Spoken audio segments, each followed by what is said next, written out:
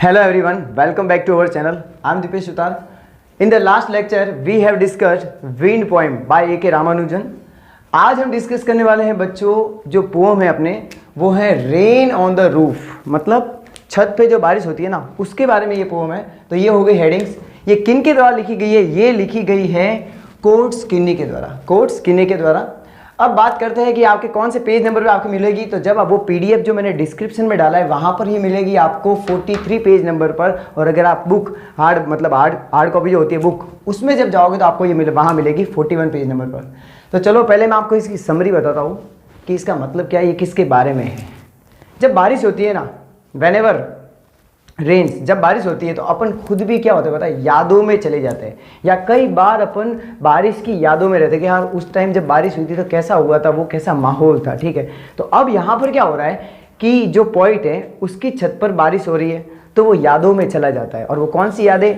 पुरानी यादें. पुरानी में कौन सी? अच्छी यादें भी, थोड़ी दुख भरी यादें भी. तो इस प्रकार से वो अपनी यादों को किससे रिलेट कर रहा है? बारिश से. जो पानी गिर रहा है उसकी छत पर, जो पानी की बूंदें गिर रही है उनको क्या कंसीडर कर रहा है, उनको क्या मान रहा है? टीयर्स मान रहा है, आंसू मान रहा है. ठीक है, तो चलिए अब इसको लाइन टू लाइन स्टडी करते हैं. When the humid shadows over all the starry spheres and the melancholy darkness gently weeps in rainy tears. अब इसको समझते हैं आराम से. When the humid shadows hover, humid shadows यहाँ पर किसके लिए आया? ये आया है बादलों के लिए, क्लाउड्स के लिए, जो काले काले बादल होते हैं उनके लिए. होवर का मतलब होता है मूविंग इन द एयर, इधर उधर घूमना एयर में. बादल कैसे इधर उधर होते रहते हैं. Next is what? Starry spheres. Starry spheres का मतलब फुल ऑफ स्टार्स. जो आकाश है, जो स्काई है, वो पूरा आकाश किससे भरा हुआ है? तारों से भरा हुआ है. आगे and the melancholy darkness gently weeps in rainy tears, कि जब ऐसा माहौल होता है, जब काले काले बादल आकाश में छाए हुए होते हैं और जब वो पानी गिरता है तो आगे and the melancholy darkness gently weeps in rainy tears, तो जब वो बारिश गिरता है तो उसके साथ ऐसा लगता है कि जैसे ये जो बारिश हो रही है ये क्या है? ये आंसू है. ये क्या है? टीयर्स है. उसको वो क्या मान रहा है कि ये जो बारिश की बूंदे हैं ये क्या है? दुख भरी बूंदे हैं और ये आंसू है. क्या है? आंसू है. आगे what a bliss to press the pillow of a cottage chamber bed. अब ध्यान से सुनना, इसका मतलब क्या है? What a bliss. ब्लिस का मतलब होता है हैप्पीनेस. ठीक है, खुशी. To press the pillow, pillow का मतलब क्या हो गया? तकिया. आगे of a cottage chamber bed, cottage chamber का मतलब हो गया बेडरूम. तो मतलब कि अब देखो यहाँ पर ये वापस कन्वर्ट कर रहा है इसी चीज को, खुशी में कन्वर्ट कर रहा है. मैंने बोला ना पुरानी यादें. अब यादें तो अच्छी भी हो सकती है, थोड़ी नेगेटिव यादें भी हो सकती है, पॉजिटिव यादें भी हो सकती है. तो यहाँ पर क्या हो रहा है कि जब बारिश हो रही हो और मैं अपने घर में हूँ और जो छत पे बारिश हो रही है तो ये अपने पिलो को पकड़ के, उसको क्या किया हुआ है? प्रेस द पिलो, उसको दबा के आराम से अपने रूम में क्या कर रहा है? Of a cottage chamber bed and lie listening to the patter of the soft rain overhead. यहां पर पैटर का मतलब है साउंड. क्या है? साउंड. कौन सा साउंड? रेन का साउंड. किसका साउंड? जो बारिश की बूंदे है उनकी आवाज. आगे and lie listening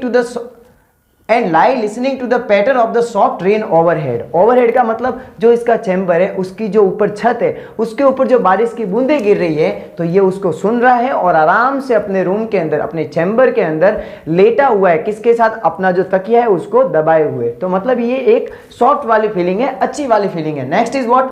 every tinkle on the singles. Singles का मतलब क्या हो गया? जो छत है, जो छत के ऊपर जो टाइल्स होती है उनके लिए आया ये वर्ड. और टिंकल का मतलब क्या है? टन टनाहट की आवाज. जो बारिश गिरती तो आवाज नहीं आती टन टन एकदम, और अपन भी सुनते हो बारिश वाली आवाज. वो every tinkle on the shingles has an echo in the heart. Echo का मतलब क्या हो गया? जब आप कहीं पर ऐसी जगह जाते हो जो, जैसे मान लो कोई नया कोई मकान बना है, उसके अंदर जब आप जाके बात करोगे तो वो क्या होगी पता है? वही आवाज आपको रिपीटेशन वापस सुनाई देगी. क्या होगी? वापस सुनाई देगी. तो इसको क्या बोलते हैं? इको. मतलब वही वापस आवाज आपके कानों में गूंजना. तो यहां पर क्या हो रहा है? जो वो छत पर जो बारिश की बूंदें गिर रही है ना, वो इसके दिल में क्या कर रही है? इको कर रही है, वो गुंजन कर रही है. इसके हार्ट में क्या कर रही है? गुंजन कर रही है. And 1000 dreamy fancies into busy being start. अब यहां पर ध्यान देना, मतलब जैसे ही वो छत के ऊपर वो जो पानी की बारिश की बूंदें गिर रही है, अब वो किस में चला गया? यादों में चला गया. किस में चला गया? यादों में, पुरानी यादों में. जिसको बाय द वे पुरानी यादों में खोना, भले वो अच्छी यादें हो, दुख भरी यादें हो, इसको बोलते हैं नॉस्टैल्जिया. क्या बोलते हैं? नॉस्टैल्जिया. ये एक अभी बहुत ही ज्यादातर ये यूज लोग इस वर्ड को यूज कर रहे लोग, नॉस्टैल्जिया. कि भाई जैसे मान लो कोई यादों में खो जाता है, अरे आर यू इन नॉस्टैल्जिया, का मतलब आप क्या पुराने ख्यालों में हो. सो this is called nostalgia. And by the way एक और चीज यहाँ पर जो इंपॉर्टेंट आई है वो देखिए जरा. Starry spheres. यहाँ पर एस, यहाँ पर एस, उसके बाद कॉटेज चैम्बर, ठीक है, सी सी, उसके बाद बिजी बिंग, यहाँ पर क्या है बिजी बिंग, ये किससे स्टार्ट हो रहा है बी बी से, ये एस एस से, यहाँ पर कॉटेज चैम्बर सी सी से। मतलब क्या हो रहा है एक ही जो कैरेक्टर या फिर कोई एक ही साउंड क्या होना रिपीट होना, इसको डियर बोलते हैं एलिट्रेशन। क्या बोलते हैं एलिट्रेशन। जब कोई एक पर्टिकुलर साउंड की या पर्टिकुलर लेटर की आवाज वापस रिपीट हो तो इसे क्या बोलते हैं एलिट्रेशन। लेटर और साउंड सेम होता है तब। और यहां पर एक और वर्ड आएगा जहां पर आपको ये मिलेगा, वो आपको मिलेगा यहां पर डार्लिंग ड्रीमर्स। कहां मिलेगा डार्लिंग ड्रीमर्स। तो next is what and 1000 dreamy fancies into busy being start.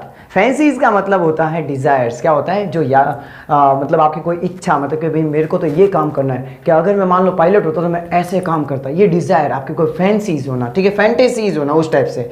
And 1000 dreamy fancies into busy being start, अब वो कई ख्यालों में खो जाता है। Next is what and 1000 recollections weave their air threads into woof. अब देखो यहां पर ध्यान से समझना, यहां पर लिखा हुआ है 1000 रिकलेक्शंस। 1000 रिकलेक्शंस का मतलब यहां पर है पुरानी यादें, वापस old memories. Next is what weave their air threads into woof. Woof जो वर्ड है ना, ये कहां से आया पता है, ये आया है वेफ्ट से। किससे आया वेफ्ट, जिसका मतलब होता है कपड़ा, ठीक है। नेक्स्ट इज व्हाट, और वेव का मतलब होता है बुनना। क्या करना, बुनना। तो पुरानी यादों से वो जो पानी की बारिश की बूंदे गिर रही है वो हवा में जा रही है और क्या बनता जा रहा है, कपड़ा बनता जा रहा है। किसका, यादों का एक पूरा कपड़ा बनता जा रहा है। कहने का मतलब इन शॉर्ट ये समझना है, बारिश आ रही है, वो ख्यालों में खो गया है और अब उसको पुरानी यादें एक एक करके अपने दिमाग में पूरी वो फ्रेम होती जा रही है। Next is what as I listen to the patter of the rain upon the roof. अब वापस वही लाइन रिपीट हुई है कि जैसे मैं ये आवाज सुनता जा रहा हूं मैं वापस पुरानी यादों में चला जा रहा हूं। Now in memory comes my mother as she used in years agone. यहां पर एक वर्ड है अगोन, इसका डियर मतलब होता है एगो। क्या मतलब होता है, एगो। एगो का मतलब होता है पहले। तो यहां पर देखो अब इसकी मम्मी की भी याद आ गई, मतलब अपनी माता जी की भी याद आ गई। और क्या याद आई, now in memory comes my mother as she used in years ago. क्या अब मेरी वो मम्मी मेरी पुरानी यादों में आ रही है और जो पहले किया करती थी ना, क्या करती थी पहले mummy, to regard the darling dreamers.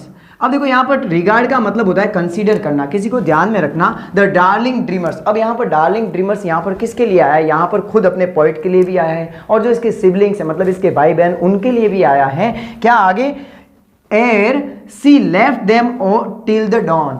Don का मतलब होता है मॉर्निंग, जो अर्ली मॉर्निंग से पहले का वक्त, मतलब सुबह मान लो 6 बजे से पहले का वक्त, 5 बजे से पहले का वक्त, मतलब ब्रह्म मुहूर्त का वक्त। आगे एर, इसका मतलब होता है बिफोर। ये देखो मतलब वो जब सुबह होने से पहले के लिए हमको छोड़ के जाती थी, मतलब रात को जैसे मम्मी नहीं होती है अपने बेड में आई और मतलब कि बेटा अब तू सो जा और बेटा हुपो हमें, इस टाइप से। तो वो अब छोड़ के चली गई, एक बार देख के चली गई उनको, तो इस प्रकार से वो हमको ऐसे छोड़ के जाती थी हम सब भाई बहनों को, तो वो भी उसकी पुरानी यादें वापस ताजा हो रही है। Next is what, oh I feel her fond look on me. Fond का मतलब होता है फुल ऑफ लव। क्या होता है, फॉन्ड का मतलब फुल ऑफ लव। अब देखो पुरानी यादें, माता जी की यादें आई है तो फिर इमोशनल तो होना ही है कि वो उनमें कितना प्यार भरा हुआ होता था जब हमारे सर पे वो हाथ रख के जाते थे, ओ बेटा आप सो जा, आराम से सो जा, सुबह उठेंगे।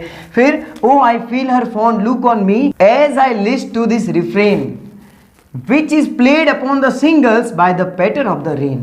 रिफ्रेन का मतलब होता है कोई आवाज बार बार जो रिपीटेड साउंड होते हैं उसके लिए, और लिस्ट का मतलब होता है सुनना। लिस्ट यहाँ पर किसके लिए आया है, लिसन के लिए आया है। बाय द वे लिस्ट का मतलब तो एक सूची भी होता है, ये ध्यान रखना। देखो इंग्लिश में एक बात ध्यान रखना, जरूरी नहीं कि आपने एक वर्ड पढ़ा उसका जो मीनिंग है वो का वही रहेगा।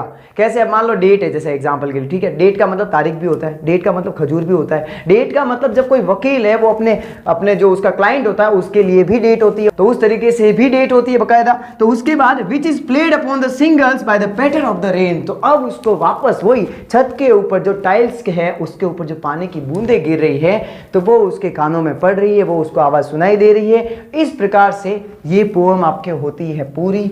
अब इसकी अगर समरी वापस देखें तो इसमें क्या था, कवि जो पोइट है अपना वो यादों में है, किसमें है, नॉस्टैल्जिया में है। और कौन सी यादें हैं, वो अच्छी यादें भी है, दुख भरी यादें भी है, पुरानी यादें भी है। तो इस प्रकार से इस पोएम में क्या बताया गया, बादल आए, घने बादल थे और आकाश में तारे भी थे, एकदम फुल ऑफ स्टार्स था। और ह्यूमिड का मतलब, बाय द वे ह्यूमिड का मतलब अपन बताने से रह गए, ह्यूमिड का मतलब होता है फुल ऑफ मॉइस्चर, पूरा पानी भरा हुआ है बादलों में। तो इस प्रकार से फिर बारिश हुई और फिर वो बारिश कहाँ गिरी, छत पे गिरी और वो यादों में खो गया। तो ये होती है पोम अपनी पूरी। अब यहाँ पर एक और बात आपको ध्यान रखनी है, जो क्लाउड की जो डार्कनेस है, काले बादल, उसको रिलेट किया गया है ह्यूमन सैडनेस से। किससे से रिलेट किया गया, किससे संबंधित किया गया उसको, ह्यूमन सैडनेस से। इसको बोलते हैं पर्सोनिफिकेशन। क्या बोलते हैं, पर्सोनिफिकेशन। ये एक फिगर ऑफ स्पीच है और इसमें क्या किया जाता है, जो नॉन लिविंग थिंग्स होती है उनको लिविंग थिंग्स के साथ क्या किया जाता है, अटैच किया जाता है। जैसे मान लो कि यार आकाश से ये जो बारिश हो रही है ना, ये तो मेरे दुख है। जैसे मैं रो रहा हूं, कहने का मतलब ये तो मेरा ही दुख है, वो आकाश के थ्रू नीचे आ रहा है। तो कहने का मतलब आपने क्या किया, नॉन लिविंग थिंग्स को लिविंग थिंग के साथ क्या कर दिया, रिलेट कर दिया। So this is how we have completed our poem. अब हम मिलेंगे नेक्स्ट वीडियो में, तब तक के लिए स्वस्थ रहिए, मस्त रहिए। और जो पुरानी वीडियोज है उनको भी अगर जरूर देखिए, और अगर कोई डाउट है तो मुझे आप कमेंट सेक्शन में बताइए। Thanks for watching. जय हिंद, वंदे मातरम।